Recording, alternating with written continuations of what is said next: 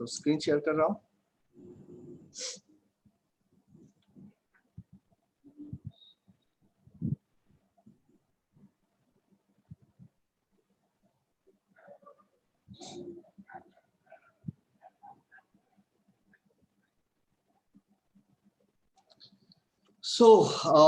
Screen आपके सामने, आप लोगों को दिख रहा है स्क्रीन?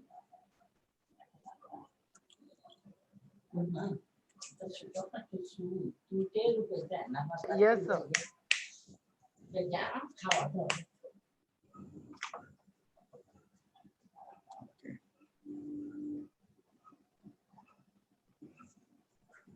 Yes, sir. चलो ठीक है।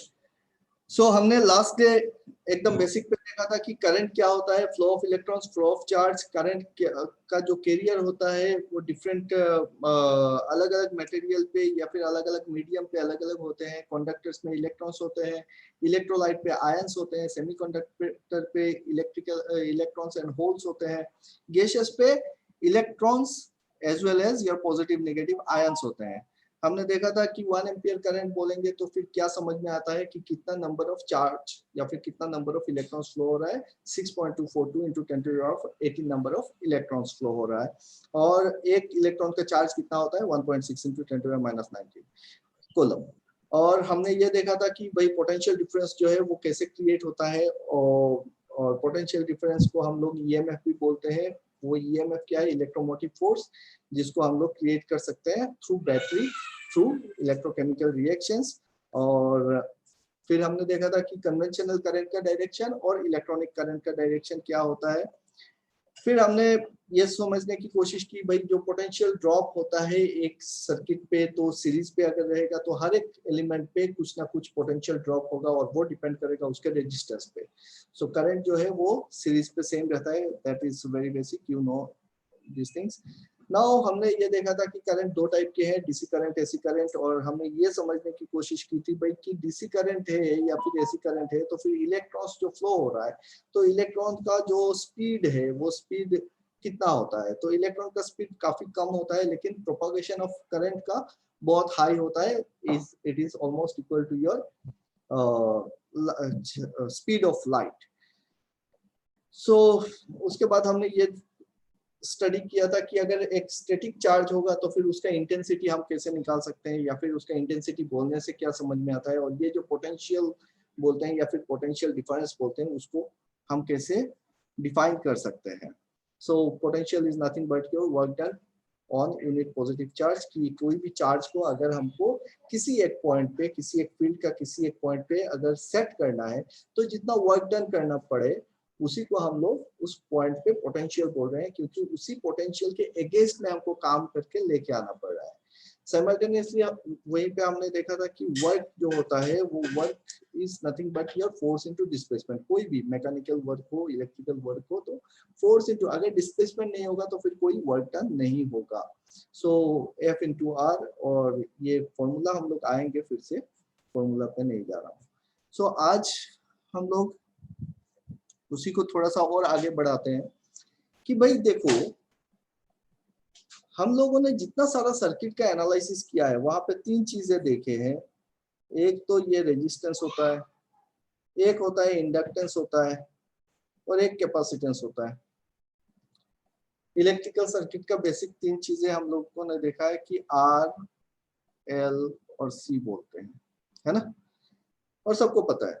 अब थोड़ा सा पहले एक एक चीजों को समझने की कोशिश करते हैं, क्योंकि बार बार बोल रहा हूँ कि समझना ज्यादा इंपॉर्टेंट है। रेजिस्टेंस जब मैं बोलता हूं तो वो रेजिस्टेंस क्या है और रेजिस्टेंस कैसे आता है पिक्चर पे। रेजिस्टेंस क्या है? What is resistance? Power absorbing element. Power absorbing element. मेरा Restrict the element which restrict the flow of current or which resist the flow of current. Okay, resist the flow of. ये picture में क्यों आता है, कैसे आता है, why it comes in the picture. जब कभी भी हम लोग वोल्टेज देते हैं, पोटेंशियल डिफरेंस देते हैं, करंट फ्लो होता है तो रेजिस्टेंस पिक्चर में आता है ना। तो रेजिस्टेंस क्यों आता है? रेजिस्टेंस सर एक लोड है, मतलब लाइट है, फैन है, they all are one type of resistance itself. वही मैं बोल रहा हूँ कि internal property of यस, internal property of the material. तो रेजिस्टेंस, रेजिस्टेंस वो क्या बोल रहे हैं कि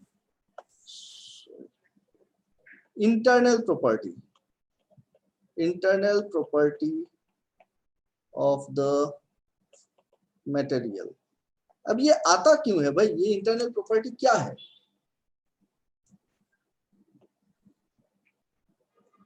प्रॉपर्टी क्यों है?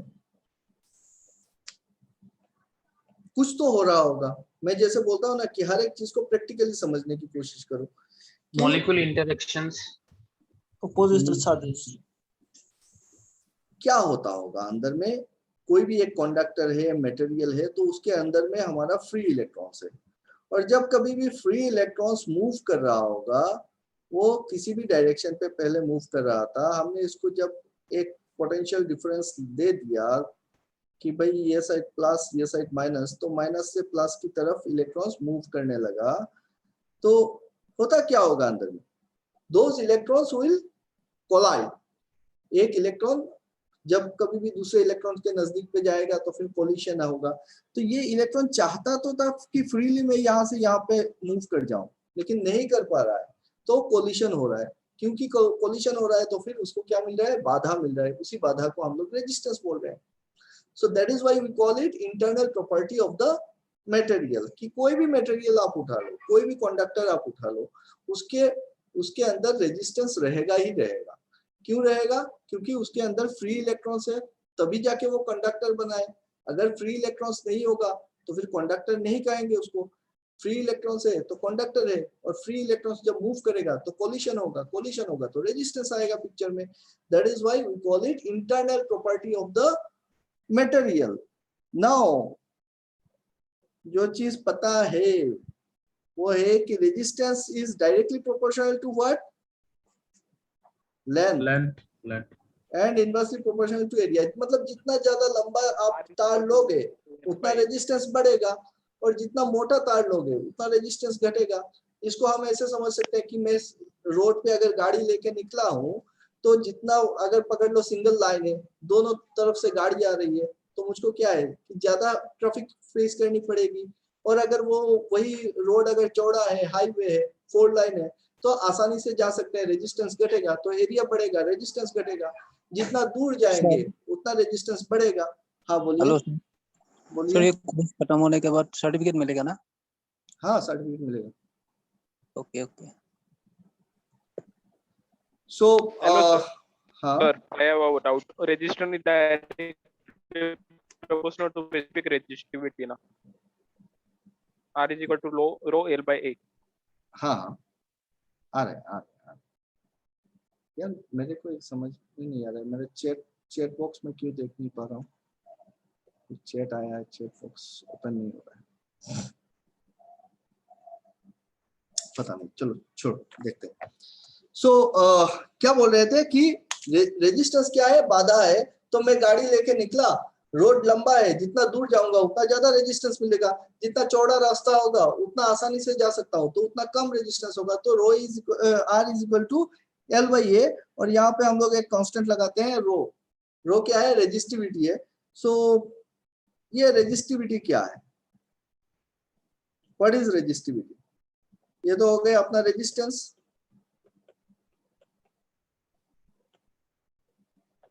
रो क्या है? रेजिस्टिविटी. और रेजिस्टिविटी क्या है कि एक यूनिट वॉल्यूम पे अगर मैं देखूं, एक यूनिट कंडक्टर का अगर एक यूनिट वॉल्यूम पे मैं देखूं कि उसका रेजिस्टेंस कितना है, उसको मैं रेजिस्टिविटी बोल रहा हूं. सो रेजिस्टेंस तो ओम है, रेजिस्टिविटी का यूनिट क्या है? Ohm Meter. Ohm metre. की लेंथ को अगर आप ले लो metre, area metre square. Length को ले लिए मीटर, एरिया को ले लिए मीटर स्क्वायर, तो क्या हो गया? मीटर बच गया. आर तो है ओम, सो रेजिस्टिविटी का यूनिट क्या हो जाएगा, ओम मीटर। सेम चीज अगर मैं उल्टा देखूं तो हम बोलते हैं रेजिस्टेंस का ऑपोजिट को क्या बोल देंगे, कंडक्टेंस। कंडक्टेंस, और कंडक्टेंस क्या हो जाएगा, conductivity into A by L, मतलब 1 बाई आर। सो कंडक्टेंस का यूनिट क्या है, ये हो गया मेरा कंडक्टेंस। देखो बहुत बेसिक है, मुझको पता है, आप लोगों को में से बहुत लोगों को पता होगा, but we have to go with this, क्योंकि बहुत सारे ऐसे होंगे जो लोग भूल चुके होंगे, I know that. So conductance, conductance, और इसको हम बोलेंगे कंडक्टिविटी। कंडक्टिविटी, अब कंडक्टेंस का यूनिट क्या है, सीमेन, मो, उल्टा ओम, इसी को मो बोलते हैं, सीमेंस, है ना। और कंडक्टिविटी का यूनिट क्या है, ओम पर मो पर मीटर, मो पर मीटर, और यू कैन से सीमेंस पर मीटर, ठीक है। सो ये हो गया मेरे रेजिस्टेंस और कंडक्टेंस। अब बात करते हैं कि ये तो समझ गए भाई कि रेजिस्टेंस क्यों आ रहा है, क्योंकि ये इंटरनल प्रॉपर्टी है, इलेक्ट्रॉन का कोलिशन की वजह से रेजिस्टेंस आ रहा है। और रेजिस्टेंस जो है किसी भी मटेरियल का कांस्टेंट होता है, अगर क्या होगा, रेजिस्टेंस, हाँ, टेम्परेचर कांस्टेंट है। Resistance of any equipment will be constant अगर उसका टेम्परेचर कांस्टेंट है तो। सो रेजिस्टेंस वेरी करता है टेम्परेचर के साथ। अब वेरिएशन देख लेते हैं, रेजिस्टेंस किस किस चीज के साथ वेरी कर रहा है, लेंथ के साथ वेरी कर रहा है, इनवर्सली प्रोपोर्शनल हो रहा है एरिया के साथ, और किस चीज पे डिपेंड कर रहा है, टेम्परेचर पे डिपेंड कर रहा है, टेम्परेचर, और किस चीज पे डिपेंड करेगा, नेचर ऑफ द मटेरियल, क्योंकि जो भी मटेरियल लेंगे उसका अपना एक रेजिस्टेंस होगा यार। अब बताओ कि टेम्परेचर बढ़ने से रेजिस्टेंस क्या होगा, बढ़ेगा कि घटेगा, बढ़ेगा, हमेशा, yes, always, always. Positive temperature कोई भी सर, कंडक्टर अगर है तो टेम्परेचर बढ़ने से रेजिस्टेंस बढ़ेगा, इंसुलेटर अगर होगा तो नेगेटिव टेम्परेचर कोई, इंसुलेटर होगा तो रेजिस्टेंस क्या होगा, बढ़ेगा कि घटेगा, नेगेटिव टेम्परेचर कोई भी सर, सो घटेगा। रेजिस्टेंस कमेगा, सेमीकंडक्टर है तो बढ़ेगा, बढ़ेगा, घटेगा। देखो कैसे पता चलेगा कि ये रेजिस्टेंस बढ़ेगा कि घटेगा। कंडक्टर है, उसमें ऑलरेडी फ्री इलेक्ट्रॉन्स है, फ्री इलेक्ट्रॉन्स है, उसमें आप टेम्परेचर दे रहे हो, टेम्परेचर दे रहे हो मतलब एनर्जी सप्लाई कर रहे हो, हीट दे रहे हो। टेम्परेचर देना, हीट देना मतलब क्या है, एनर्जी सप्लाई कर रहे हो, एनर्जी सप्लाई कर रहे हो तो फिर इलेक्ट्रॉन्स को और एक्साइटेड कर रहे हो, और एक्साइटेड कर रहे हो, और विगरसली वो कोलिशन कर रहा है, तो रेजिस्टेंस आपका बढ़ रहा है। इंसुलेटर है, इंसुलेटर में क्या है, और फ्री इलेक्ट्रॉन्स तो है नहीं, मूवमेंट है ही नहीं, लेकिन आप अगर टेम्परेचर इसका बढ़ा रहे हो, वोल्टेज दिए हो और टेम्परेचर बढ़ा रहे हो, तो एक टाइम पे क्या हो सकता है कि उसका ब्रेकडाउन हो जाएगा और वो करंट पास करना शुरू करेगा। क्योंकि करंट पास कर रहा है, इसका मतलब क्या हो रहा है कि इसका रेजिस्टेंस घट रहा है ना।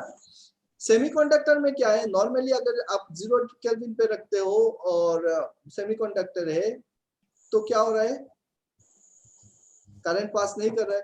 टेम्परेचर अगर बढ़ाते हो सेमीकंडक्टर का तब जाके करंट पास होता है, तो पहले तो करंट पास नहीं हो रहा था, फिर करंट पास हो रहा है, मतलब इसका रेजिस्टेंस घट रहा है, तभी तो करंट पास हो रहा है। इलेक्ट्रोलाइट,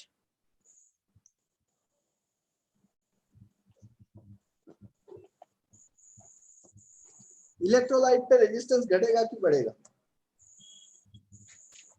बढ़ेगा, सर बढ़ेगा, इंक्रीज, बढ़ेगा, बढ़ेगा सर, बढ़ेगा, बढ़ेगा, पक्का तो आगे बढ़ेगा इंडिया, बढ़ेगा, बढ़ जाएगा। चलो ठीक है, no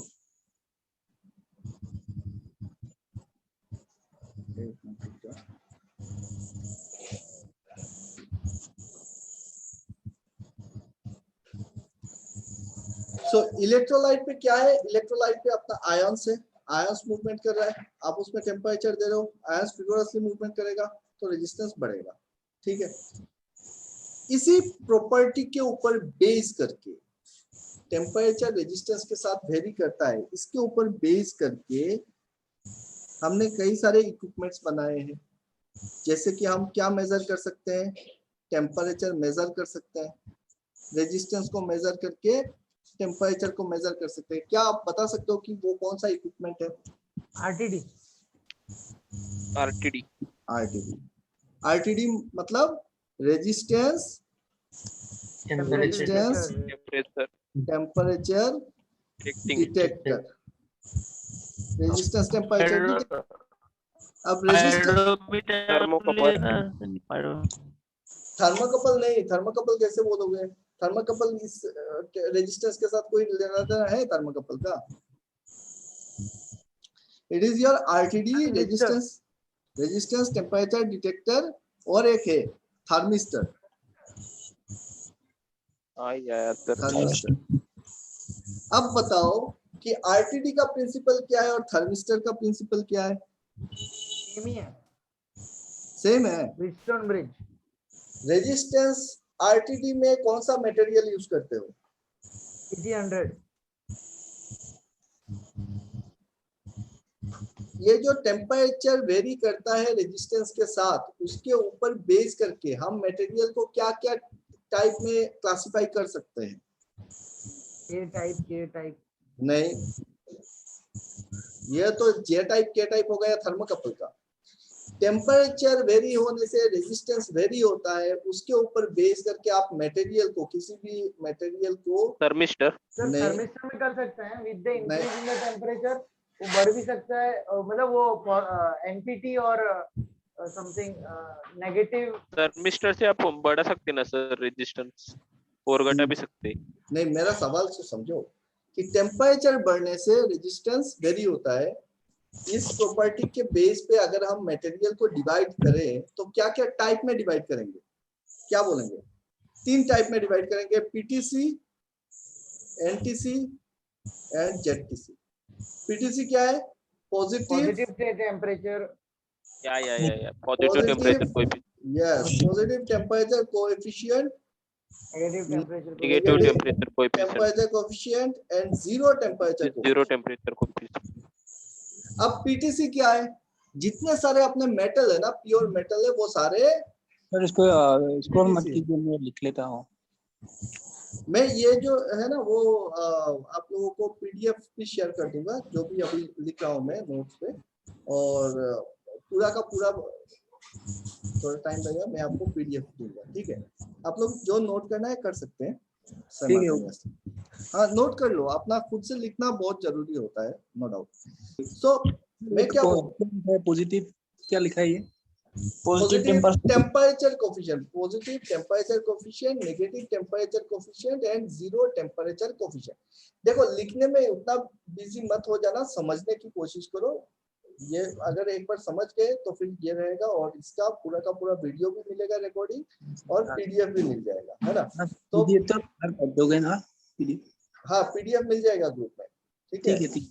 So you need not to bother about your making your notes right now, क्योंकि नोट्स बनाने जाओगे कंसंट्रेशन गड़बड़ा जाएगा। कंसंट्रेशन रहना चाहिए यहाँ पे कि हम समझ ले कि भाई क्या बात कर रहे हैं।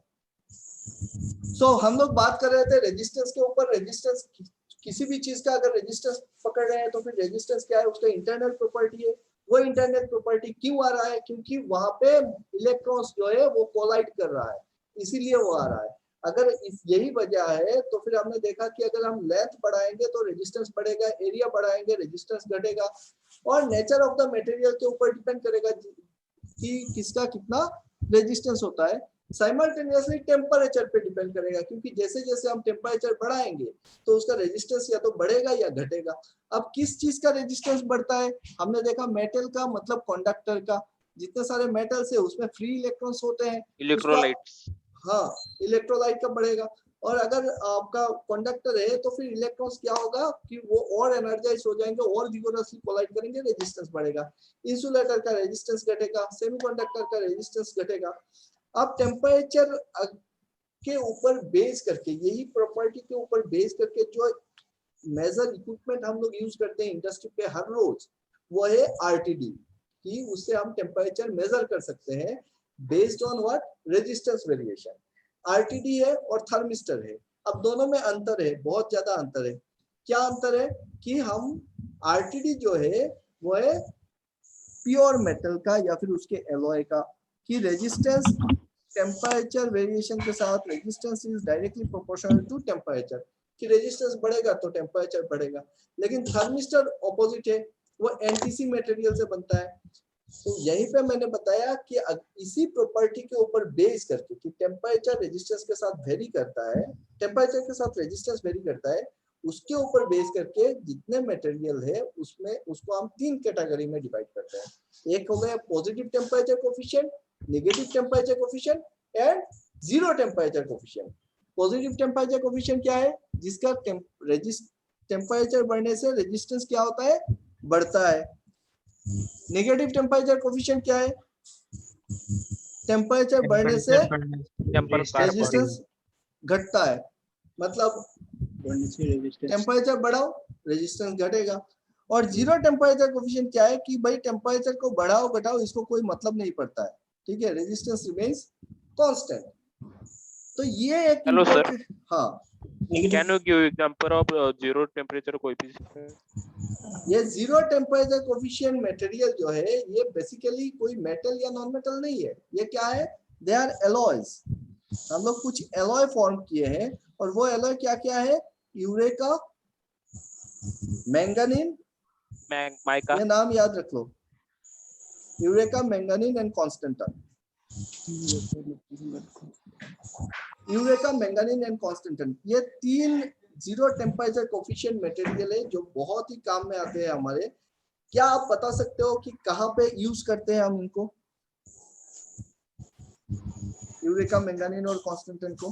सर आपने बोला कि जीरो टेम्परेचर कोफिशिएंट, यानी कि with the increase in the temperature और with the decrease in the temperature ये मटेरियल होगा तो उसका रेजिस्टेंस पे कोई फर्क नहीं पड़ेगा, है ना? हाँ, कैपेसिटर में इंसुलेटर, कैपेसिटर ये यूज करते हैं हम लोग अपना जो मेजरिंग इंस्ट्रूमेंट है उसको बनाने में। ए मीटर में यूज करते हैं, वोल्ट मीटर पे यूज करते हैं। सो जो पकड़ लो, आपने एक ए मीटर बनाया। अब ए मीटर का जो रेजिस्टेंस, जो कॉइल आप यूज करोगे, उस कॉइल का अगर रेजिस्टेंस चेंज हो जाएगा टेम्परेचर के साथ, तो वो गर्मी के दिन में कुछ दिखाएगा, दिन के टाइम पे कुछ दिखाएगा, रात में कुछ अलग एम्पियर दिखाएगा, है ना? कि इसका अगर इंटरनल रेजिस्टेंस ही चेंज हो जाएगा तो सेम करंट वो दिन में कुछ टेम्परेचर हाई होगा तो कुछ मेजर करेगा और रात को कुछ अलग मेजर करेगा, है कि नहीं? समझ में आ रहा है? हाँ। तो जो इंस्ट्रूमेंट हम बनाएंगे उसमें हमको ये ध्यान में रखना पड़ेगा कि जो भी कॉइल हम यूज कर रहे हैं, जो मटेरियल का कॉइल यूज कर रहे हैं, जो तार यूज कर रहे हैं, वो उसका रेजिस्टेंस चेंज ना हो टेम्परेचर के हिसाब से, अदरवाइज गलत रीडिंग आएगा।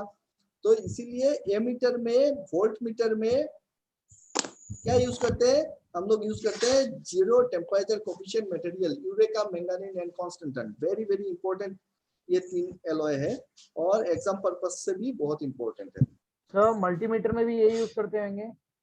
डेफिनेटली।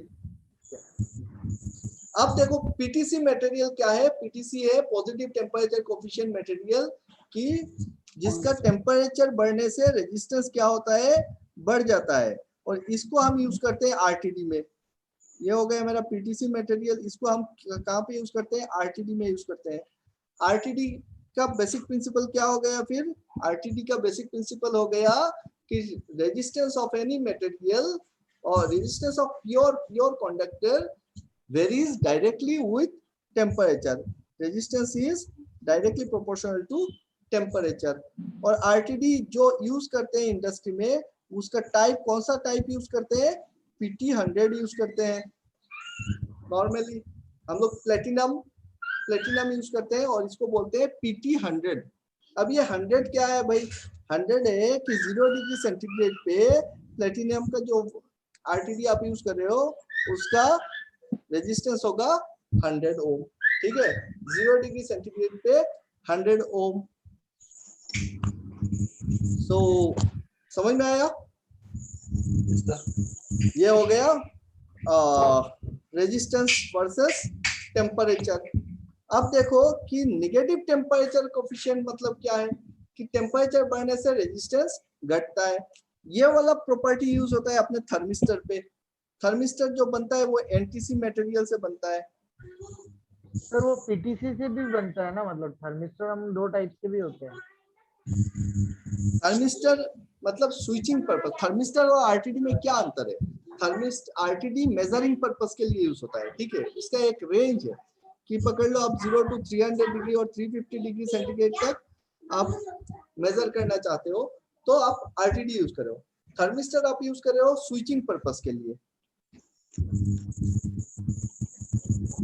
कि किसी एक पर्टिकुलर टेम्परेचर पे आपको सर्किट को ऑन करना है या फिर ऑफ करना है, तो वहां पे आप थर्मिस्टर यूज कर रहे हो। तो स्विचिंग पर्पस के लिए यूज कर रहे हो, उसके शार्प फॉल या राइज होता है, तो फॉल होता है एक्चुअली। सो टेम्परेचर बढ़ने से रेजिस्टेंस इसका क्या होता है, घटता है। तो स्विचिंग पर्पस के लिए जो यूज करते हैं वहां पे हम लोग एनटीसी मटेरियल यूज करते हैं। तो 3 तरीके का material, ZTC, NTC and PTC. PTC क्या हो गया? Positive temperature coefficient. एनटीसी हो गया नेगेटिव और जेडटीसी हो गया जीरो। जीरो टेम्परेचर कोफिशिएंट क्या क्या है? Eureka, manganese, constantan. ठीक है, क्लियर हो गया? अब मेरे भाई एक बात बताओ कि रेजिस्टेंस जो हम बोलते हैं इसको तो ऐसे दिखाते हैं, ऐसे तो होता नहीं है कुछ भी, ये तो सिंबल है। तो हमने समझ लिया कि ये तो कोई भी कंडक्टर है उसके अंदर का जो इलेक्ट्रॉन का मूवमेंट है वही है। अब कभी भी कोई भी रेजिस्टेंस है या फिर कोई भी इक्विपमेंट बनाते हो तो उसके अंदर रेजिस्टेंस तो आएगा ही आएगा, क्योंकि कंडक्टर आप यूज कर रहे हो उसमें।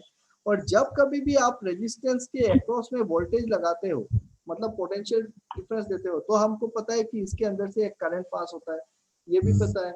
और हमको अकॉर्डिंग टू ओम्स लॉ ये भी पता है कि V = I × R होता है।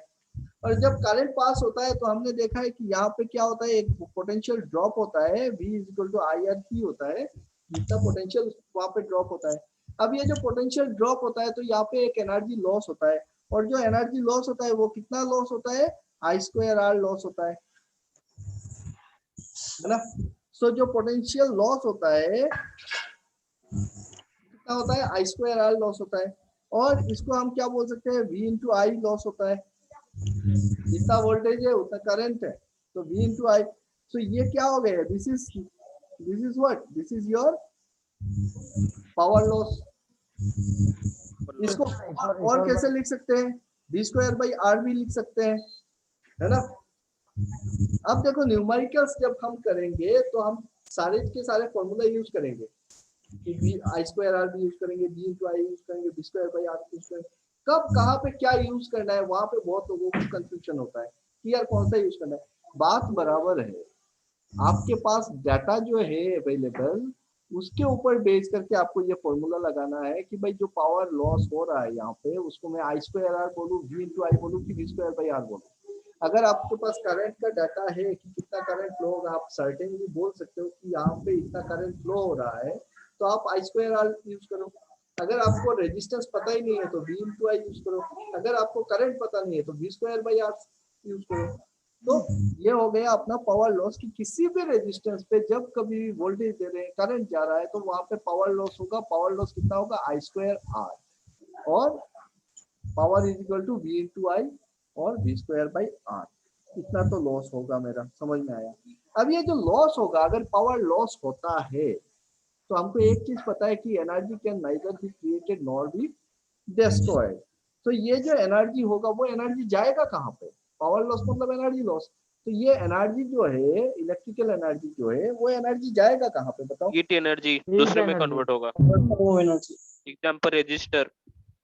तो ये हीट बन के निकल जाएगा। अब जो ये हीट जनरेट होगा यहाँ पे, वो हीट कितना जनरेट होगा? हाई करंट की वजह से जो हीट जनरेट होगा वो हीट कितना होगा? पावर लॉस हुआ होगा। I²RT। यस, तो हम लोग लिख सकते हैं I²R × टी और इसके नीचे लगाते हैं जे। जे क्या है? Mechanical equivalent of heat. ये किसका लॉ था? Joule's law. Joule's law. Joule's law. Joule's law of heat. So ये बन गया अपना जूल्स लॉ। हमने अभी निकाल दिया कि भाई हमने वोल्टेज लगाया तो करंट पास हुआ तो वहां पे क्या हो रहा है? वो रेजिस्टेंस के अक्रॉस पे एक पोटेंशियल ड्रॉप हो रहा है, और जो जिस रेजिस्टेंस के अक्रॉस में पोटेंशियल ड्रॉप हो रहा है वहां पे पावर लॉस हो रहा है। पावर लॉस कितना हो रहा है? I2R लॉस हो रहा है। तो वो पावर जा कहां पे रहा है? वो हीट बन के निकल जा रहा है। तो हीट के जो हीट बन के निकल रहा है तो कितना हीट निकलेगा उसको हम निकाल सकते हैं कि नहीं निकाल सकते हैं? हाँ भाई, डेफिनेटली निकाल सकते हैं कि I2RT जितना टाइम के लिए करंट पास करेगा, अगर हमको रेजिस्टेंस पता है तो I2RT/J हम लोग निकाल सकते हैं। ठीक है, तो ये तो समझ गए कि जो हो क्या रहा है रेजिस्टेंस के चारों तरफ। अब मेरे को बताओ कि ये जो रेजिस्टेंस है ये तो समझ में आता है, लेकिन ये जो इंडक्टर हम बनाते हैं ऐसे, ये इंडक्टर ये भी तो एक तरीके का रेजिस्टेंस ही है। अब ये क्यों आता है पिक्चर में? ये क्या प्रॉपर्टी है?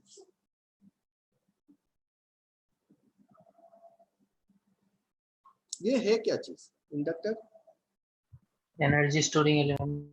Energy storing element. अब मेरे को बताओ कि ये आता क्यों है पिक्चर में? Blocking AC voltage and current. Inductor होता क्यों है? रेजिस्टेंस वो समझ चार्ज गए, जो इलेक्ट्रॉन चार्ज जो फ्लो होता है उसको स्टोर कर लेते हैं। कैसे करता होगा?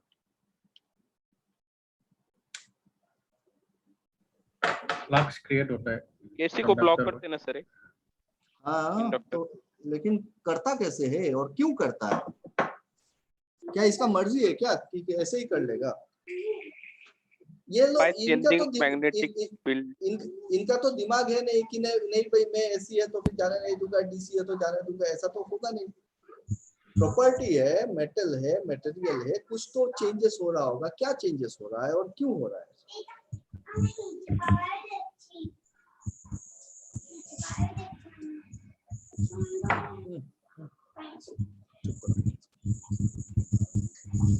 कोई बता सकता है कि इंडक्टर क्यों स्टोर करता है, कैसे करता है, क्या होता है? ये इंडक्टर होता क्या है एक्चुअली?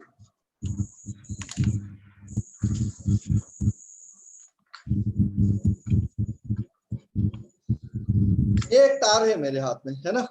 इसके अंदर क्या है? अभी रेजिस्टेंस है, स्ट्रेट कंडक्टर है। इसी तार को अगर मैं ऐसे पेच कर दूं, अब ये क्या बन गया? Coil. और कॉइल को हम क्या बोलेंगे? ये इंडक्टर बन गया। ठीक है, सो इसी ये जो अगर मैं स्ट्रेट रखता हूं तो फिर इसमें सिर्फ रेजिस्टेंस आ रहा है, लेकिन जैसे ही मैं इसको घुमा दे रहा हूं तो फिर ये क्या बन जा रहा है? इंडक्टर बन जा रहा है। इंडक्टर बन जा रहा है। और ये क्यों बन रहा है उसको समझो। उसको अरे यार कहाँ चला गया? इसको समझने के लिए हमको थोड़ा सा और बेसिक प्रॉपर्टी देख लेना है कि जब कभी भी करंट किसी भी कंडक्टर के थ्रू पास होता है तो फिर क्या चेंजेस आती है इसमें? सराउंडिंग्स में क्या आती है? इंटरनली तो रेजिस्टेंस आ गया, चलो समझ गए। सराउंडिंग्स में क्या होगा? It will generate a magnetic field. ये किसका एक्सपेरिमेंट था? Oersted. ओर्स्टेड का एक्सपेरिमेंट था। सो ओर्स्टेड ने पहले एक्सपेरिमेंट करके हमको दिखाया कि भाई आप अगर करंट को पास करते हो किसी भी कंडक्टर से तो उसके चारों तरफ एक मैग्नेटिक फील्ड बन जाता है। और उसके बाद और एक प्रॉपर्टी हमारे सामने नजर आया और वो था Faraday's law of electromagnetic induction, जिसमें फेराडे ने ये दिखाया कि अगर आप एक मैग्नेटिक फील्ड में एक कॉइल रखते हो और उस कॉइल को घुमाते हो या फिर मैग्नेट को घुमा देते हो, मतलब फ्लक्स क्या लिखेंगे? Flux linked with a coil varies. अगर फ्लक्स चेंज होता है then an EMF is induced ये नहीं। तो अगर कोई एक कॉइल है और उसके साथ जो फ्लक्स लगे हुए हैं, अगर फ्लक्स वेरी करता है, अब कैसे वेरी करता है बात की बात है, क्या कॉइल को घुमाते हो या फिर फ्लक्स को घुमाते हो या फिर फ्लक्स को चेंज करते हो, हमको मतलब है कि वेरिएशन ऑफ फ्लक्स हो। तो कॉइल है और उसमें अगर फ्लक्स वेरी कर रहा है तो क्या हो जाएगा, एक इंड्यूस्ड ईएमएफ प्रोड्यूस हो जाएगा, है ना। और ये तो था Faraday's first law. First law ने ये बोला कि भाई एक फ्लक्स चेंज करो तो फिर ईएमएफ चेंज हो जाएगा। फिर दिमाग में ये आया कि अगर फ्लक्स चेंज करने से ईएमएफ प्रोड्यूस होता है तो उस ईएमएफ का मैग्नीट्यूड कितना होगा, क्या हमेशा सेम होगा? Definitely not. तो उस मैग्नीट्यूड को कैसे निकालेंगे? उसमें फैराडे ने बोला कि यार एक काम करो, E = -n d∅dt ले लो, तो उससे आपको मैग्नीट्यूड मिल जाएगा। अब देखो किस चीज पे डिपेंड कर रहा है magnitude of the EMF? Depend कर रहा है rate of change of flux और नंबर ऑफ टर्न्स पे। मतलब इस कॉइल को मैं कितना पेच मारता हूं उसके ऊपर, और इससे रिलेटेड जो भी फ्लक्स है वो फ्लक्स कितना स्पीड में वेरी करेगा उसके ऊपर। अब ये माइनस साइन क्यों आ गया? कोई बताएगा मेरे को माइनस साइन क्यों आया? Lenz law, because of the Lenz law. तो ये माइनस साइन आया लेंस लॉ से, और लेंस लॉ क्या बोलता है कि इट ओपोजेस, लेंस लॉ क्या बोलता है? It opposes the very cause that produces it। मतलब ये जो चीज इसको बनाता है उसी को वो रोकता है, और ये नेचर का लॉ है, जो जिसको बनाएगा वो उसी को काटेगा और ओपोज करेगा किसको। तो अब यहाँ पे कॉज क्या है, उसी कॉज को ओपोज करेगा। इस चीज को बढ़िया से समझना। Negative is nothing but direction. Yes, direction. कि लेंजस लॉ क्या दे रहा है? डायरेक्शन दे रहा है कि भाई ये जो ईएमएफ क्रिएट होगा, और ईएमएफ क्रिएट होने से जो करंट फ्लो होगा, अगर सर्किट को क्लोज करते हो तो जो करंट का डायरेक्शन होगा वो डायरेक्शन किस डायरेक्शन पे है, उस ईएमएफ का डायरेक्शन क्या है। तो डायरेक्शन को निकालने के लिए हम क्या यूज कर रहे हैं? लेंजस लॉ यूज कर रहे हैं, ताकि लेंजस लॉ क्या बोलता है कि ये उस कॉज को अपोज करेगा।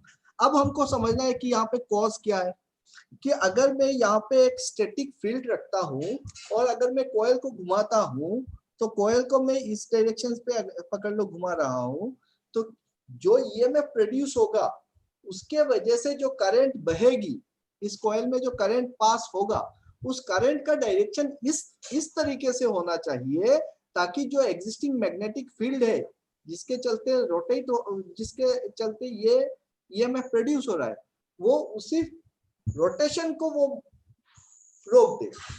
अब रोटेशन को रोकेगा कैसे? वो इस डायरेक्शन पे मैग्नेटिक फील्ड प्रोड्यूस करेगा ताकि वहां पे जो एग्जिस्टिंग मैग्नेटिक फील्ड है उसके साथ उसका एक लिंक बने ताकि वो कॉइल को रोक सके। इस चीज को हम बढ़िया से समझेंगे जब हम मशीन्स पढ़ेंगे, इलेक्ट्रिकल मशीन्स का जो हम पढ़ेंगे तो हम बहुत बढ़िया से समझेंगे कि डायरेक्शन क्या होता है, करंट का डायरेक्शन क्या होता है, ईएमएफ क्या होता है, कैसे यहाँ पे मैग्नेटिक कपलिंग होता है, वो सारा चीज पढ़ेंगे। अभी के लिए हम क्या कर रहे हैं, हम सिर्फ समझने की कोशिश कर रहे हैं कि ये इंडक्टर कैसे काम करता है। फिर सो अब देखो हमने क्या बोला कि जब कभी भी इस सॉरी टू इंटरप्ट, हाँ, आपने ये बोला कि अगर एक कोई भी कंडक्टिंग मटेरियल है उसके थ्रू अगर हम करंट पास करते हैं, कंडक्टिंग मटेरियल के थ्रू करंट पास करते हैं, तो उसके आजू बाजू मैग्नेटिक फ्लक्स होता है, राइट। तो आपने फिर यही बोला कि अगर इस कंडक्टिंग मटेरियल को हम किसी ऐसी जगह पे रखते हैं जहाँ पे फ्लक्स वेरी हो रहा हो, तो थोड़ा एक और बार थोड़ा सा एक और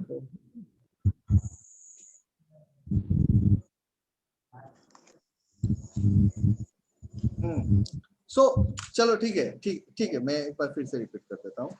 पहला फंडामेंटल लॉ क्या मिल रहा है कि भाई जब कभी भी करंट पास हो रहा है किसी भी कंडक्टर से कहीं पे भी, तो उसके आजू बाजू में क्या हो रहा है, मैग्नेटिक फील्ड प्रोड्यूस हो रहा है। देखो हम लोग इस नेचर को समझते हैं ना, नेचर में है, यूनिवर्स में है, तो हम चारों तरफ से घिरे हुए हैं किस चीज के, हम लोग इलेक्ट्रोमैग्नेटिक रेडिएशन, इलेक्ट्रोमैग्नेटिक फील्ड के अंदर है। तो ये इलेक्ट्रिकल फील्ड और मैग्नेटिक फील्ड जो नेचर में एग्जिस्ट करता है वो हमेशा परपेंडिकुलर प्लेन में एग्जिस्ट करता है। अगर करंट इधर जा रहा है तो मैग्नेटिक फील्ड इधर जा रहा है, they are always mutually perpendicular to each other. और जहां पे करंट आएगा वहीं पे मैग्नेटिक फील्ड आएगा और मैग्नेटिक फील्ड के साथ करंट आएगा। ये क्यों होता है? क्योंकि इसको अगर और थोड़ा डिटेल्स में समझना चाहते हो तो फिर आपको मॉलिक्यूलर मूवमेंट पे जाना पड़ेगा, मॉलिक्यूलर ओरिएंटेशन पे जाना पड़ेगा, वो हम बाद में जाएंगे। अभी के लिए इतना जानते हैं कि जब कभी भी करंट पास हो रहा है तो उसके चारों तरफ मैग्नेटिक फील्ड बन रहा है। और अगर हम किसी भी मैग्नेटिक फील्ड में कोई एक कॉइल रखते हैं, एक कंडक्टर कॉइल रखते हैं, और अगर उस कॉइल के साथ जो मैग्नेटिक फ्लक्स लिंक्ड है वो फ्लक्स वेरी करता है, चेंज होता है, तो उसमें एक ईएमएफ प्रोड्यूस होता है। क्या होता है? एक ईएमएफ प्रोड्यूस होता है। अब इसी चीज को यहाँ पे समझते हैं कि मैंने एक कोई भी कॉन्डक्टर में मैग्नेटिक फील्ड इंड्यूस होता है, कोई भी कॉन्डक्टर में। एक स्ट्रेट कंडक्टर पे तो नहीं होगा, कॉइल होगा तो होगा।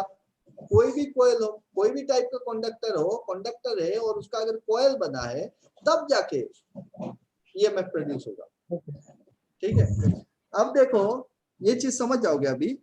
अब देखो यहाँ पे क्या हो रहा है कि एक कंडक्टर क्या है, इंडक्टर क्या है, एक स्ट्रेट वायर लिया और उसी वायर को मैंने क्या किया, ऐसे पेच मार दिया, अब बन गया ये मेरा इंडक्टर। क्यों इंडक्टर बन गया? क्योंकि जब तक ये अगर करंट यहाँ से पास होगा, इस डायरेक्शन से जब करंट पास हो रहा है तो इसमें क्या हो रहा है, एक मैग्नेटिक फील्ड प्रोड्यूस हो रहा है, होगा ना। According to Oersted experiment current pass होगा तो मैग्नेटिक फील्ड प्रोड्यूस होगा। अब जब मैग्नेटिक फील्ड प्रोड्यूस हो गया इसमें, और अगर ये एसी करंट है, अगर ये एसी करंट है तो क्या होगा, ये हर हाफ साइकिल पे अपना डायरेक्शन चेंज करेगा। मतलब फ्लक्स क्या होगा, flux 0 to maximum, maximum to 0, ये चेंज होता रहेगा कंटिन्यूअसली एवरी हाफ साइकिल पे। और इसका मतलब ये जो कॉइल है, उस कॉइल से जो लिंक फ्लक्स है वो फ्लक्स कंटिन्यूअसली वेरी कर रहा है।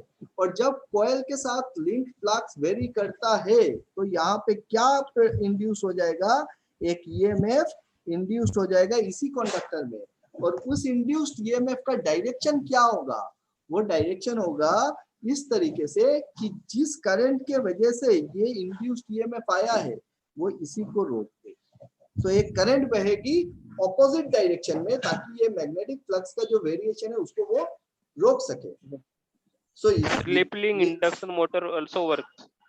हाँ एग्जैक्टली। तो इंडक्शन वही है, इंडक्शन मतलब इंडक्शन। अब इंडक्शन क्यों हो रहा है, क्योंकि जब कभी भी फ्लक्स चेंज हो रहा है तो यहाँ पे एक इंड्यूस्ड ईएमएफ प्रोड्यूस हो रहा है, और उस इंड्यूस्ड ईएमएफ के वजह से जो करंट बहेगी वो ऑपोजिट डायरेक्शन में बहेगी, जो भी उसका कॉज है उसको मिनिमाइज करने के लिए। तो ये रोक रहा है इसको। अब इसी के वजह से हम बोलते हैं कि एसी करंट में इंडक्टर अगर है और एसी सर्किट है, एसी करंट है, तो वो एसी को रोक देता है। क्यों रोक देता है?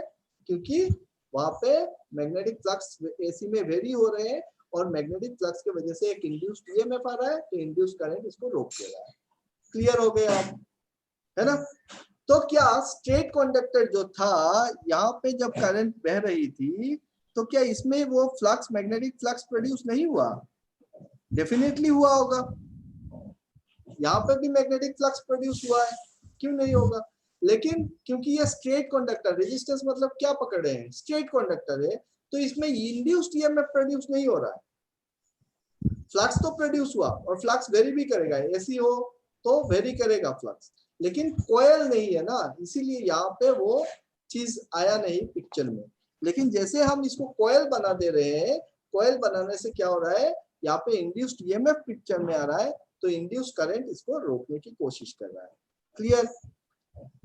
कैपेसिटर का बात जब हम करते हैं तो कैपेसिटर को सिर्फ इंडक्टर का ऑपोजिट अभी पकड़ के चलते हैं कि भाई क्या हो रहा है देखेंगे। अब देखो यहाँ पे कि सर हाँ, one question in my mind, inductor, why inductor block AC?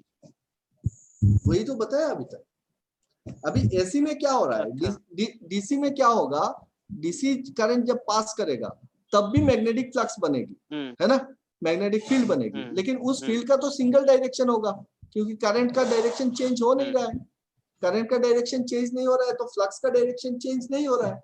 लेकिन एसी में क्या हो रहा है, हर हाफ साइकिल में वो फ्लक्स का डायरेक्शन चेंज हो रहा है, तो फ्लक्स का डायरेक्शन चेंज हो रहा है तो इंड्यूस्ड ईएमएफ क्रिएट हो रहा है ना। और इंड्यूस्ड ईएमएफ और अकॉर्डिंग टू लेंस लॉ ये इसको रोकने की कोशिश कर रहा है, इसलिए वो ब्लॉक कर देता है। Okay okay. लेकिन अगर वहीं पे डीसी करंट पास होता, पकड़ लो ये मेरा इंडक्टर है और इसी में मैं डीसी करंट को पास कराता हूँ, तो डीसी करंट जाने से भी फ्लक्स क्रिएट होगा, यहाँ पे फ्लक्स क्रिएट होगा, लेकिन करंट का डायरेक्शन ही चेंज नहीं हो रहा है। सर तो डीसी में हाँ डीसी में जब फ्लक्स वेरी नहीं करेगा तो ईएमएफ कैसे इंड्यूस होगी? तो वो हाँ तो डायरेक्शन एक ही डायरेक्शन में होगी ना। हाँ, तो फ्लक्स वेरी नहीं कर रहा है, इसीलिए डीसी को वो इंडक्टर रोकता नहीं है, तो करंट पास होता रहता है कि वहां पे ईएमएफ इंड्यूस्ड ईएमएफ आ नहीं रहा है, तो वो रेजिस्टेंस क्रिएट नहीं हो रहा है यहाँ पे, है ना। Yes sir. तो अब मेरे को बताओ कि अगर हमने ये देखा कि भाई आई जो है अगर रेजिस्टेंस है, प्योर रेजिस्टेंस है, तो फिर वो सीधा चला जाता है, उसमें भी मैग्नेटिक फ्लक्स जनरेट होते हैं, लेकिन कोई इंड्यूस्ड ईएमएफ क्रिएट नहीं होता है। अगर कोयल को पेच कर देते हैं, मतलब कोयल बना देते हैं, वायर को पेच करते हैं, तब जाके इंड्यूस्ड ईएमएफ आ रहा है, और इंड्यूस्ड ईएमएफ की वजह से वो एसी को रोक देता है, डीसी को पास होने देता है ना। तो इंडक्टर एक्स यहाँ पे अगर हम थियोरेटिकली लिखना चाहे तो हम लिख सकते हैं कि inductor acts as a resistor for AC current. acts as short circuit for DC circuit or AC? Thank you. Short circuit for DC, short circuit for DC, है ना, क्योंकि वो कोई बाधा क्रिएट नहीं कर रहा है। और हम जब इंडक्टर यहाँ पे बोल रहे हैं तो हम पकड़ रहे हैं कि ये एक आइडियल इंडक्टर है जिसका कोई रेजिस्टेंस है नहीं, है ना, कि ऐसा तो होगा नहीं, इंडक्टर बनेगा तो फिर कोई एक वायर का बनेगा, और वायर का बनेगा तो इसमें रेजिस्टेंस भी रहेगा, लेकिन हम सेपरेटली पढ़ रहे हैं, इसको रेजिस्टेंस को अलग से कर रहे हैं और इंडक्टर की प्रॉपर्टी को अलग से देख रहे हैं। इसीलिए बोल रहे हैं कि अगर इंडक्टर है और आइडियल है तो फिर इसमें क्या होगा, शॉर्ट सर्किट होगा, इसमें कोई रेजिस्टेंस है नहीं, ठीक है। Clear? Okay, now you tell me what is power factor? The angle between voltage and current. बहुत सिंपल जवाब, एंगल फाई। तो पावर फैक्टर क्या है? पावर फैक्टर क्या है? Angle reactive power. Angle between voltage and current is the power factor angle. But power factor क्या है? Power factor is cosine of the angle between the voltage and current. ये तो समझ में आया। अब मैं अगर आपको बोलूं कि भाई मेरे पास एक मोटर है जिसका पावर फैक्टर है 0.85, ठीक है, तो इससे आपको क्या समझ में आता है? फिर से मैं आ गया प्रैक्टिकल चीजों पे कि इसका मतलब क्या है, बताओ। लैगिंग कर रहे हो। लैगिंग कर रहा है, ठीक है, और क्या समझ में आता है? तो मैंने बोला कि भाई मेरा मोटर का पावर फैक्टर है 0.85, तो इससे आपको क्या समझ में आता है? पावर फैक्टर को क्यों देखते हैं हम लोग? उससे क्या जानने को क्या मिलता है इक्विपमेंट के बारे में? कोई कुछ ना कुछ इंफॉर्मेशन तो मिलेगा ना। Loss and efficiency. Exactly. So power factor 0.85 का मतलब क्या होता है फिर? It is 85% efficient.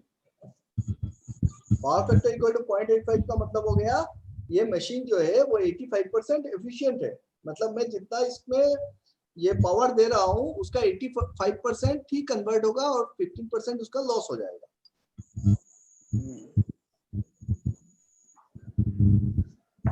अब हमको ये समझना है कि ये लॉस जो बोल रहा हूं वो लॉस होता क्यों है, इस चीज को समझते हैं, है ना। टाइम क्या हो गया? 8 बजने को। तो इस लॉस के बारे में समझते हैं कि भाई ये पावर फैक्टर होता क्यों है और ये क्यों पिक्चर में आता है ना।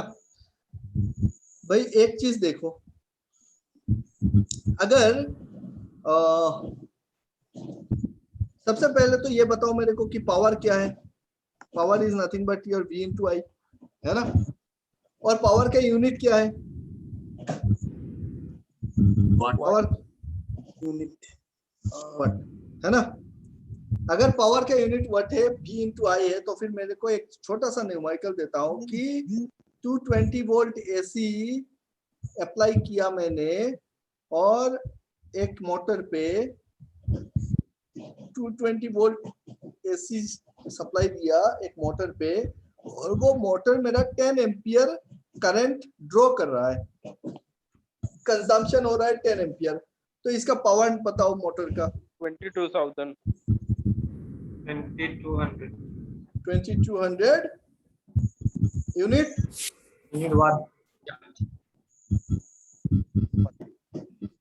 सो power is equal to V into I. Directly हमने वोल्टेज को करंट से मल्टीप्लाई किया तो पावर निकल गया, है ना। Is it correct? Everybody agrees? Yes. yes sir no. और यहाँ इफेक्ट हो रहा है वो।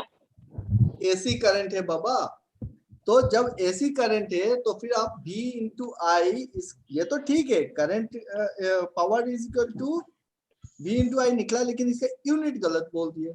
इसका यूनिट क्या होगा? +5 किलोवाट वोल्ट एम्पियर होगा। नहीं, वाट किलोवाट और मेगावाट का बात ही नहीं है, वो तो सारे वाट ही है। आप किलो लगा रहे हो, उसका मतलब आपको उसका मल्टीप्लाई बाई 10 टू द 3 कर रहे हो, है ना। सो किलो मेगा का बात नहीं है, बात है यूनिट का। तो पावर का यूनिट क्या है? वाट तो है, लेकिन यहाँ पे हम क्या लिखेंगे? वोल्ट एम्पियर लिखेंगे। AC करंट पे हमको 3 टाइप के पावर मिलते हैं, active power, reactive power and apparent power, है ना। ये 3 टाइप के। एक्टिव पावर का यूनिट क्या होता है? वाट। अब वाट बोलो, किलोवाट बोलो, मेगावाट बोलो, बात एक ही है। रिएक्टिव पावर का यूनिट क्या होता है? भार, volt ampere volt ampere reactive. अब इसको किलो भार बोलो, मेगा भार बोलो, उससे मतलब नहीं, है ना। अपरेंट पावर का यूनिट होता है वोल्ट एम्पियर, VA।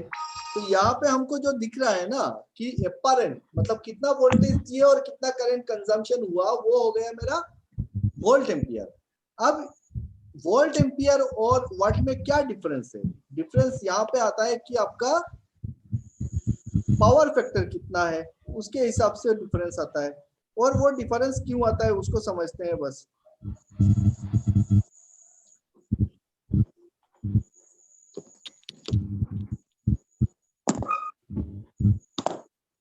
देखो, आपको अगर एक यहाँ पे मैं एक वुडन ब्लॉक रखता हूँ, एक वुडन ब्लॉक है, ठीक है। इस वुडन ब्लॉक को आपको इस पॉइंट पे लेके जाना है। आपको क्या करना है? इसको पुश करके पुल करके इस पॉइंट पे वुडन ब्लॉक को लेके आना है। तो आप क्या करोगे? आपको फोर्स अप्लाई करना है ना। मैं यहाँ पे 3 फोर्स अप्लाई करता हूँ। एक फोर्स मैंने लगाया इस डायरेक्शन पे, एक फोर्स लगाया इस डायरेक्शन पे, एक फोर्स लगाया इस डायरेक्शन पे, और तीनों अलग अलग टाइम पे, अलग अलग टाइम पे। मुझको बताओ कि सबसे कम फोर्स कौन सा होगा? F1, F2, F3 में सबसे कम फोर्स कौन सा होगा? F1 तो F1, F2, F3। अब अगर मैं दबा रहा हूं ऊपर से, थोड़ा ही ना जाएगा वो तो जाएगा ही नहीं। स्मार्ट बंदा F1 लगा रहा है, वो सीधा जा रहा है। अब F1 कम क्यों है? Because F1 is acting against the frictional force only, है ना। F2 अप्लाई करने से भी जाएगा, लेकिन उसमें क्या होगा? ये F1 जो है उतना तो लगेगा ही लगेगा। इसको रेजिस्टेंस के अक्रॉस में जितना फोर्स उसको देना है उतना तो देना ही पड़ेगा। साइमल्टेनियसली उसको बैलेंसिंग के लिए F3 भी अप्लाई करना पड़ेगा। मतलब वर्टिकल कंपोनेंट आएगा, F3 हो कुछ भी हो, लेकिन एक कंपोनेंट लगेगा तो एक्स्ट्रा फोर्स लगाना पड़ रहा है।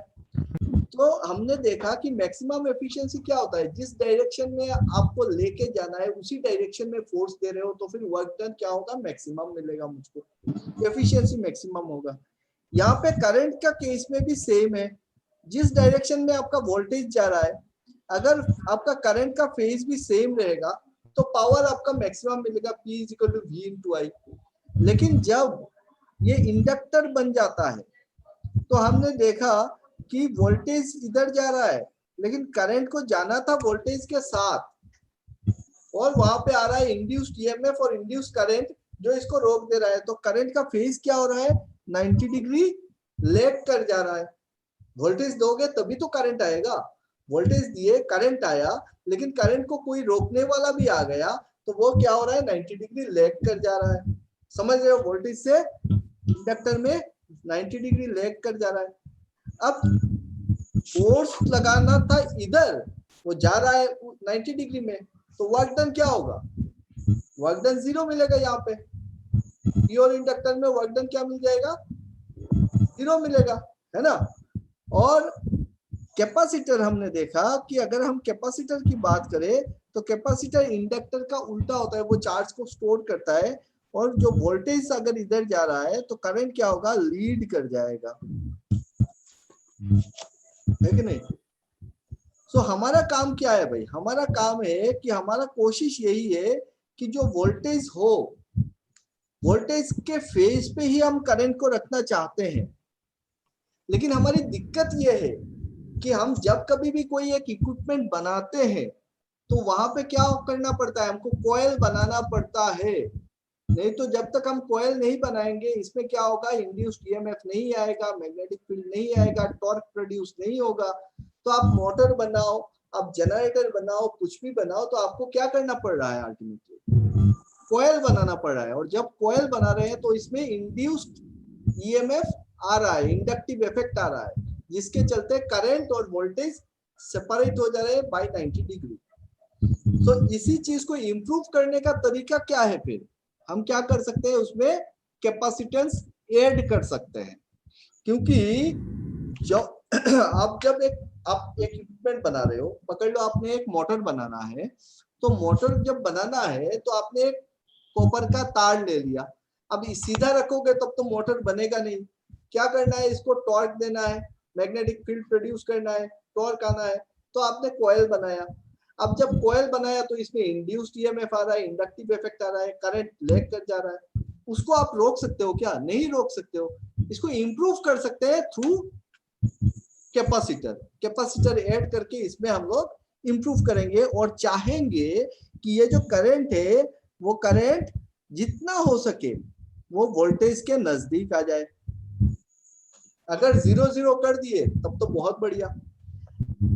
अब यहाँ पे अगर हम देखेंगे तो करंट के डायरेक्शन पे अगर पकड़ लो, यहाँ पे फाई है, एक एंगल फाई पे ही आ गया, क्योंकि कैपेसिटर क्या कर रहा है, ऊपर खींच रहा है, इंडक्टर नीचे खींच रहा है, जिसका ज्यादा ताकत होगा उसी डायरेक्शन पे जाएगा।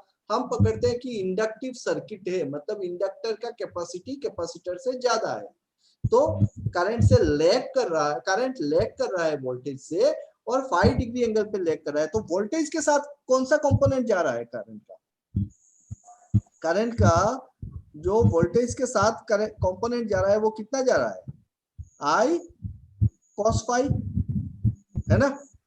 और 90 डिग्री पे कौन सा कंपोनेंट जा रहा है, I sin phi। ये तो 90 डिग्री पे जा रहा होगा, कंपोनेंट पे रिजोल्व कर दो I को।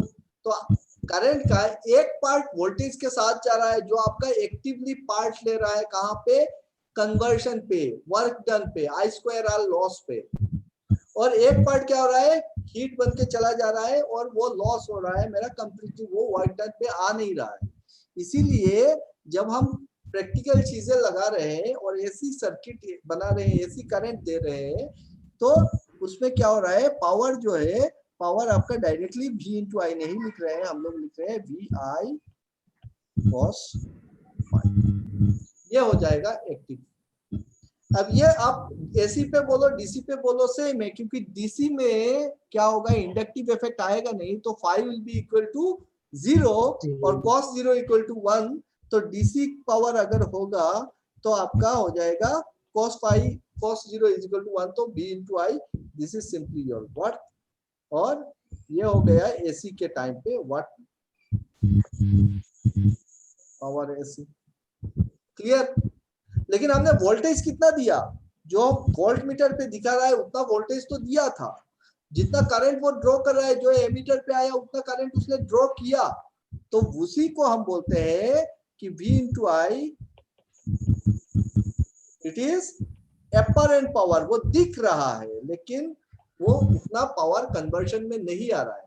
तो जितना करंट उसने ड्रॉ किया, जितना पावर उसने ड्रॉ किया और जितना कन्वर्शन पे आया, दोनों का जो रेशियो होगा वही ना होगा आपका एफिशिएंसी, है ना, वही होगा एफिशिएंसी। तो यही दर्शाता है आपका पावर फैक्टर को। क्लियर हो गया पावर फैक्टर?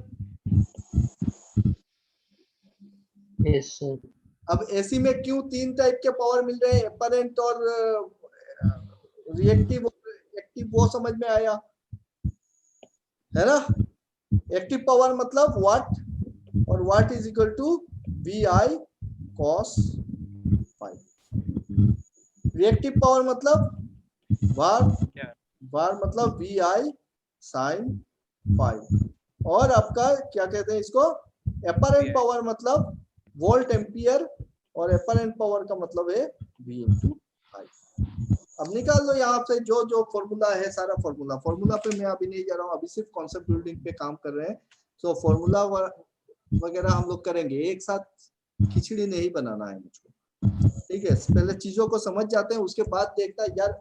अब सब ने वो क्या कहते हैं इसको, Chandni Chowk to China picture देखा है अक्षय कुमार का? मैंने बहुत बार देखा है। चांदनी चौक टू चाइना देखा है? नहीं देखा। नहीं देखा तो क्या देखा है यार जिंदगी में। तो उसमें क्या होता है कि अक्षय कुमार को ये सीखता है ना कि कुंफू सीखना है, कराटे सीखना है, मार्शल आर्ट सीखना है ना। और वो मार्शल आर्ट सीखना जाता है, लेकिन उसको क्या करता है, एक बेम्बू देता है और उसी पे बोलता है कि यार रोटी पका तू यहाँ पे बैठ के। तो अक्षय कुमार बोलता है यार मैंने अपनी पूरी जिंदगी रोटी ही बनाया है और तुम मुझको अभी रोटी बनाना सिखा रहे हो। लेकिन वो रोटी बनाते बनाते कब उसका पूरा ये तैयार हो गया उसको पता भी नहीं चला। तो हमारे साथ भी वैसा ही होने वाला है कि आप लोगों को पता नहीं चलेगा कि कब आप एग्जाम्स के लिए तैयार हो गए। अगर मेरे साथ चलते रहते हो और चीजों को जैसा मैं बोलता हूँ वैसे ही सोचते हो, तो पता नहीं चलेगा कि कब हम इतना बन जाएंगे कि हम कोई भी टाइप का प्रॉब्लम सॉल्व कर सकते हैं, किसी भी चीज को समझ सकते हैं। समझना बहुत इंपॉर्टेंट है सीखने के लिए। सीखोगे नहीं भी समझ सकते हो। फॉर्मूला दे दूंगा, प्रॉब्लम्स न्यूमेरिकल्स करा दूंगा यहाँ पे बैठ के बड़ा बड़ा, और फिर आप रट्टा मारते रहोगे। फिर नया कुछ एक ट्विस्ट आएगा ना, तो ट्विस्ट को आप तोड़ नहीं सकते हो। चीजों को बहुत डेप्थ इन डेप्थ जाओ, बहुत बढ़िया से चीजों को आंखों के सामने ना, जब आंखें बंद करो तो फिर वो चीज दिखना चाहिए कि यार इलेक्ट्रॉन्स ऐसे जा रहा होगा, यहाँ पे ये इफेक्ट आ रहा होगा। और वो सारे इफेक्ट ऐसा नहीं है ना कि यार जब बेसिक इलेक्ट्रिकल करेंगे तब मटेरियल्स में ये इफेक्ट आएगा, जब आप मशीन्स पढ़ेंगे तब दूसरा इफेक्ट आएगा। मटेरियल है, नेचर है, मैटर है, मॉलिक्यूल्स है, उसका इफेक्ट वही रहेगा जैसा उसका नेचर है। हमको सिर्फ उस नेचर को समझ लेना है कि यार इसमें ये होता है तो फिर वो कैसे रिएक्ट करता है ना। हाँ चलो, चैट में कुछ चैट आया हुआ है, मैं एक बार चेक कर लेता हूँ। Sir, when the classes for mechanical will start? As a electrical, our opportunity to lead India in electrical field.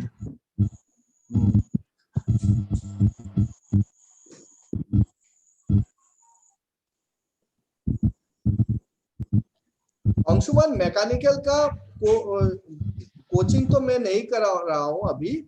Mechanical का जॉब जिम शुरू हो रहा है, स्किल ट्रेनिंग शुरू हो रहा है शायद से 22 तारीख से, 22 को मॉर्निंग 7 o'clock से ट्रेनिंग शुरू होगा, ठीक है।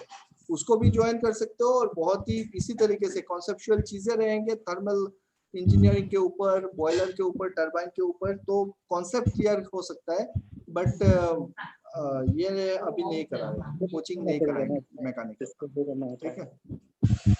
तो भाई बताओ, अभी आप लोगों से थोड़ा सा बातचीत करते हैं कि कैसा लगा क्लास करके, थोड़ा फीडबैक दो मेरे को।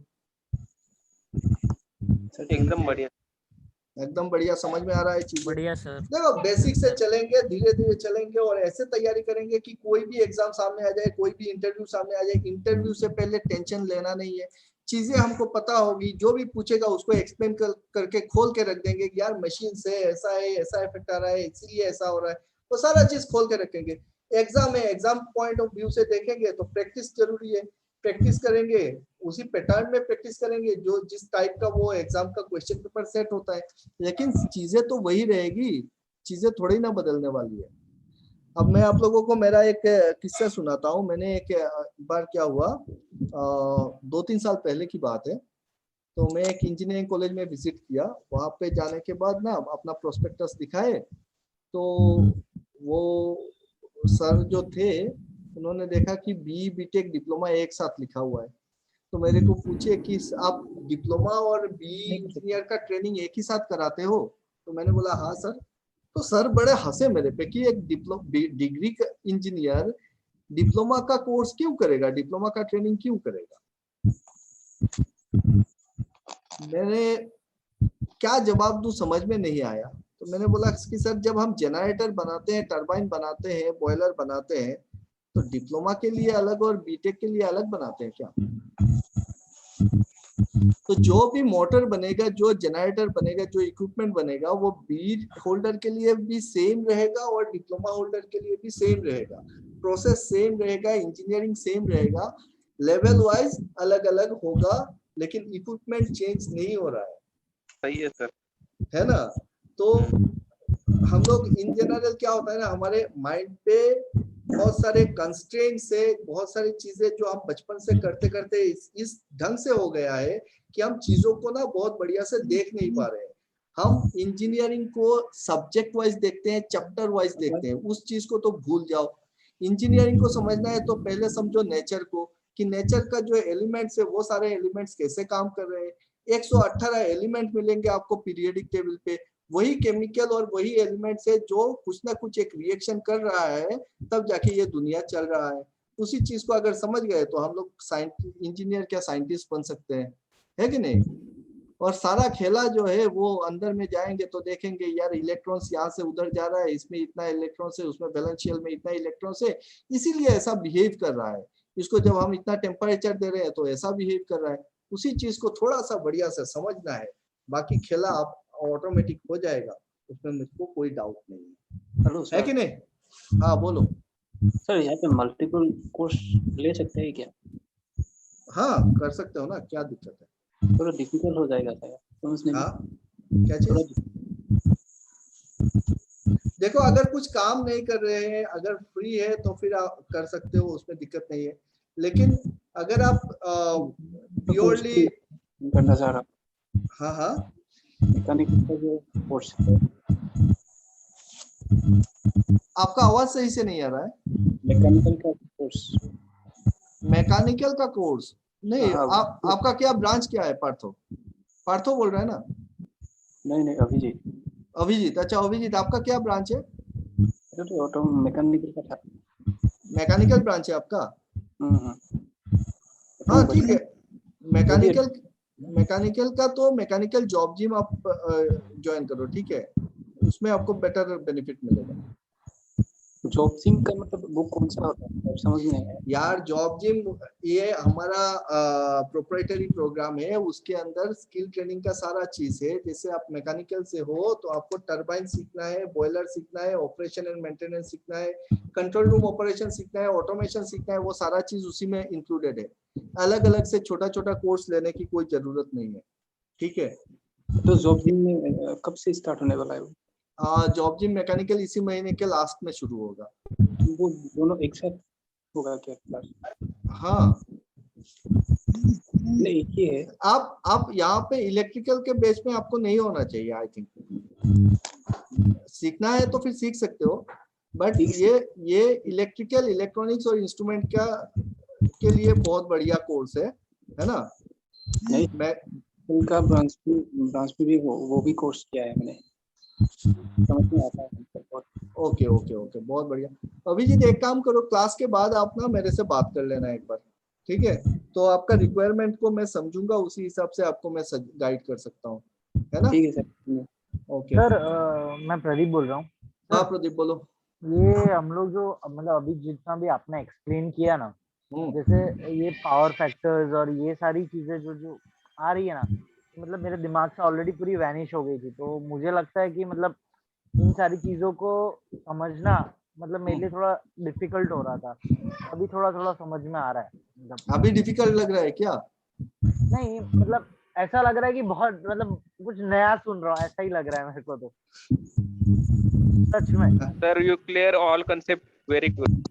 थैंक यू हाँ, थैंक यू। Every concept. मतलब मैं वही बोल रहा हूँ सर। आप मतलब ये मेरे लिए बहुत नया नया जैसा लग रहा था। मतलब कुछ कुछ चीजें जैसे आपको पता है कि मैं इंस्ट्रूमेंट से हूँ, तो मैंने जो पहले 2 सेम पहले जो 2 ईयर है वो तो नॉर्मली जो इलेक्ट्रिक के कॉन्सेप्ट से बेसिक के है वो तो ठीक है।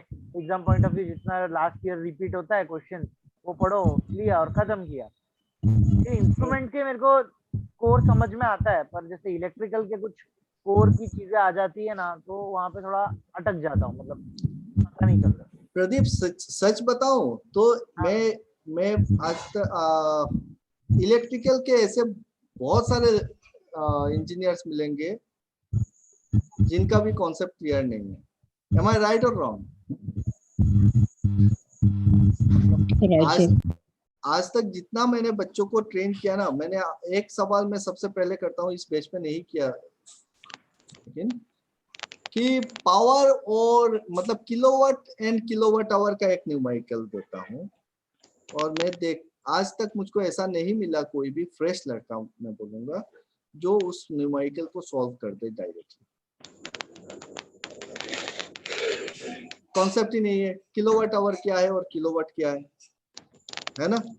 तो इसमें नहीं जाना है, क्योंकि ये ऐसा नहीं है कि तुम इंस्ट्रूमेंट से हो तो तुमको समझ में नहीं आ रहा होगा, या फिर ऐसा है कि ये हमारा जो एकेडमिक का जो स्ट्रक्चर है उसके वजह से है कि हम लोग सिर्फ एग्जाम पे ध्यान देते हैं। ठीक है, जब हमारा फोकस एग्जाम पे रहता है ना, तो चीजों को समझने की कोशिश नहीं कर सकते, उतना टाइम नहीं मिलता है वहां पे, जिसके चलते क्या होता है हम लोग एग्जाम पे फोकस रखते हैं और किसी तरीके से एग्जाम्स निकाल लेते हैं, न्यूमेरिकल सॉल्व करते हैं, और फिर देखते हैं कि यार न्यूमेरिकल सॉल्व हो भी नहीं रहा है, धड़ाधड़ कुछ होता है, लेकिन कहीं कहीं पे अगर थोड़ा सा घुमा दे तो प्रॉब्लम हो जाती है, जिसके चलते जो गेट एग्जाम होता है या फिर वहां पे जब कॉन्सेप्चुअल चीजें आती है तो हमको लगता है कि ये बहुत टफ होगा कुछ। असल में क्या है कि एग्जाम टफ नहीं होता है, न्यूमेरिकल टफ नहीं होता है, अगर हम चीजों को समझ लेना प्रैक्टिकली, यार इतना होता है, इतना ये चीज दिया हुआ है, तो फिर हम निकाल सकते हैं उस चीज को। अब देखो, आपको अगर मैं बोलूं कि एक काम करो प्रदीप, बाजार से ना 1 किलो आलू लेके आओ, तो प्रदीप क्या लेके जाएगा? एक बर्तन लेके जाएगा, एक बैग लेके जाएगा, या फिर एक बोरा लेके जाएगा 1 किलो आलू लाने के लिए? एक बैग लेके जाएगा छोटा सा, क्योंकि तुमको पता है कि यार मैं आलू लाने जा रहा हूँ, तो आलू जो है उसका साइज क्या होगा, उसका वेट 1 किलो बोलने से कितना होगा, कितना छोटा बैग में आ सकता है। तुम ये बड़ा वाला चावल का 25 किलो का बोरा लेके तो जाएगा नहीं, ना कि वो दूध लाने वाला केटली लेके जाएगा, बर्तन लेके जाएगा, है ना। लेकिन वहीं पे जब मैं एक इलेक्ट्रिकल इंजीनियर को बोल दूं कि यार the machine is the power of the machine is 10 kilowatt and it was running for last 56 hours, तो इसका कंजम्पशन कितना हो गया, एनर्जी कितना हो गया, पावर कितना हो गया, तो अपने दिमाग से फ्यूज गुल हो जाता है। हमको वो पिक्चर दिखता नहीं है, आंखों के सामने दिखते ही नहीं कि वो चीज है क्या, यूनिट है क्या, है ना। वही गलती है। अगर कोई भी इलेक्ट्रिकल का हो, मैकेनिकल का हो, इंस्ट्रूमेंट का हो, कोई भी चीज जब आप पढ़ते हो तो उसका एक फिजिकल इंटरप्रिटेशन है कि फिजिकली वहां पे कुछ चेंजेस हो रहे हैं। अब जैसे मैकेनिकल का अभिजीत है, तो मैं अगर पूछूं कि यार एक काम करो, आप मेरे को बताओ कि जो फर्स्ट लॉ ऑफ थर्मोडायनामिक्स है, सेकंड लॉ ऑफ थर्मोडायनामिक्स है, तो उसका फिजिकल इंटरप्रिटेशन वो हो क्या रहा है, एंथैल्पी और एंट्रोपी, इसके बारे में बात करेंगे। तो एंथैल्पी के साथ एंट्रोपी का क्या रिलेशन है, तो कैसे हो रहा है, मॉलिक्यूलर चेंजेस कैसे हो रहे हैं, कहाँ पे वर्क डन हो रहा है, उस चीज को थोड़ा सा डेप्थ में सोचेंगे ना बैठ के, थोड़ा सा जान के, तो मजा आ जाता है इंजीनियरिंग का। यहाँ पे मेरे साथ जो जो अगला 4-6 महीना रहने वाला है ना, मैं बता रहा हूँ कि आप लोगों को इंजीनियरिंग से प्यार हो जाएगा, मोहब्बत हो जाएगी, सब्जेक्ट के साथ मोहब्बत हो जाएगी, है ना। हाँ हाँ है सर। तो चलो आज के लिए यहाँ पे खत्म करते हैं। हाँ बोलो, कोई कुछ बोलता है? सर मैं एक सवाल पूछना चाहता हूँ।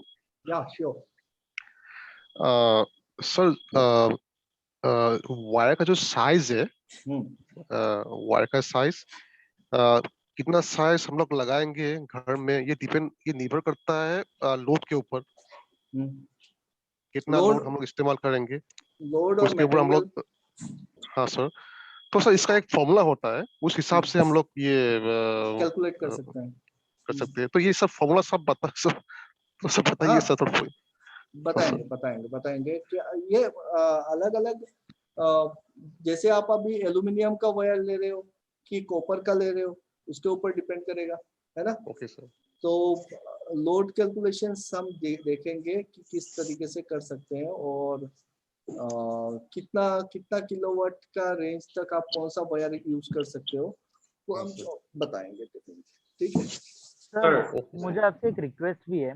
जैसे हमारे मतलब एक रिक्वेस्ट और सजेशन, जैसे लो, ये हमारे जो क्लासेस चल रहे हैं, जैसे मंडे, वेडनेसडे और फ्राइडे होता है, तो क्या आप ऐसा कर सकते हो कि सैटरडे को आप 1 घंटा मतलब उन स्टूडेंट्स के लिए दो जो मतलब ये पूरा वीक हम लोगों ने किया, और ये पूरा वीक हमने वापस, मतलब मेरा ऐसा हैबिट है कि ये लेक्चर्स आप वीडियो रिकॉर्ड देते हो तो वो मैं उसको वापस देखता हूँ और करता हूँ।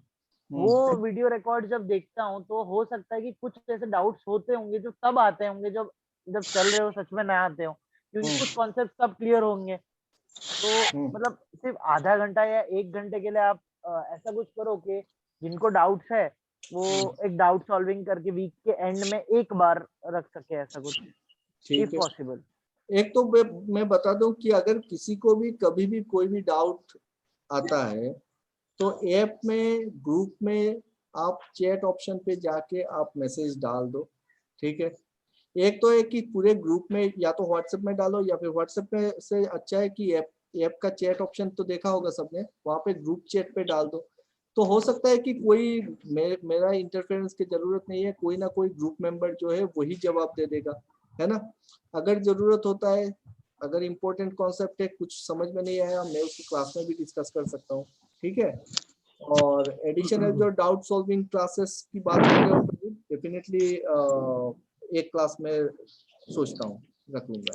सर ये जो ग्रुप्स बनाए हैं सर, इसमें तो ओनली एडमिन रिप्लाई लिखा हुआ सर, ऐसा कोई और भी ग्रुप है क्या जिसमें सब रिप्लाई कर सकते? ऐप में कर सकते हैं ना सर। ऐप का नाम तो ऑन्टोजेनेसिस, ONTOGENESYS, ऑन्टोजेनेसिस। सर अगर डाउट सर, বলো স্যার এতো মানে আপনি যেন ক্লাস করে স্যার মানে ইভিনিং টাইমতে করে মানে अराउंड 7 to 8 স্যার মানে মর্নিং ক্লাস থাকে আর এটা मॉर्निंग क्लासेस अभी देखो 22 तारीख से मैं शुरू कर रहा हूँ मॉर्निंग का, वो सिर्फ बॉयलर के लिए है, ठीक है। ये एक नया प्रोग्राम है, मैकेनिकल का होगा, छोटा प्रोग्राम है 40 आवर्स का, जो सिर्फ बॉयलर AFPC बॉयलर का ट्रेनिंग होगा उसमें। और बाकी इलेक्ट्रिकल का जो ये बैच है ना, इसमें दो टाइप के पार्टिसिपेंट्स हैं अभी। एक तो जो स्किल ट्रेनिंग के हैं, जॉब जिम के, इलेक्ट्रिकल के, इंस्ट्रूमेंट के या फिर ऑटोमेशन के, और दूसरा है हमारे जो कोचिंग है APTCL का, APTCL बोलो या फिर आपका SSC का बोलो, गेट एग्जाम बोलो, कोई भी हो, एग्जाम्स लेवल का तैयारी कर रहे हैं। और दोनों है AM और JM, मतलब असिस्टेंट इंजीनियर और जूनियर इंजीनियर लेवल के सारे पार्टिसिपेंट्स यहाँ पे मिक्स है। क्योंकि अभी पहला जो महीने का मेरा जो स्ट्रेटेजी है वो है कॉन्सेप्ट बिल्डिंग, कॉन्सेप्ट क्लियर करते हैं। तो ये जो भी कर रहे हैं उसमें सारे के सारे कॉन्सेप्ट है, उसमें डिप्लोमा या फिर डिग्री का कोई मतलब नहीं बनता है। फिर अगले महीने से हम लोग शुरू सेग्रीगेट करेंगे, और जो स्किल ट्रेनिंग के हैं उनको प्रैक्टिकल ग्रुप में डालेंगे। फिर जो असिस्टेंट इंजीनियर लेवल के हैं उनको हम लोग इसमें रखेंगे, एक ग्रुप में रखेंगे। जूनियर इंजीनियर लेवल का एग्जाम का अलग ग्रुप बनेगा।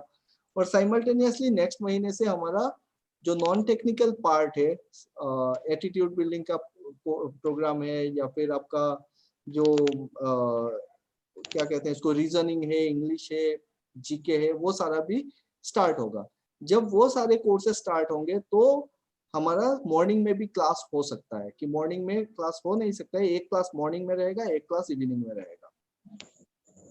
Sir, morning any time to for a segment किमान होगा पड़े मॉर्निंग का जब क्लास होता है तो वो 7 AM से लेके आपका 8:30 तक होता है।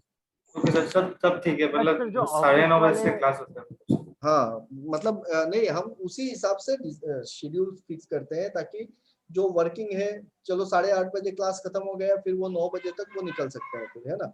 और शाम को भी उसी तरीके से रखते हैं कि 7 बजे के बाद शुरू करते हैं ताकि सब लोग घर पे आ जाओ, आराम से कर सके। क्लियर? हाँ सर। सर ये से में कंसेप्चुअल क्वेश्चन आ जाता है ना इंजीनियरिंग सर्विस। क्या चीज? ये इंजीनियरिंग सर्विस एग्जामिनेशन में कंसेप्ट क्वेश्चन हाँ। ज्यादा आता है ना, कंसेप्ट। हाँ सारा कंसेप्चुअल है आपका, जो न्यूमेरिकल सॉल्व करोगे कंसेप्ट। देखो क्या होता है ना, गेट और ईएससी को लोग बहुत टफ बोलते हैं। टफ इसलिए बोलते हैं क्योंकि वो चैप्टर वाइज पढ़ते हैं, फिर इस चैप्टर का उस चैप्टर से कोई लिंक मिला नहीं पाते हैं, तो इनको लगता है कि यार न्यूमेरिकल्स बड़ा कठिन है।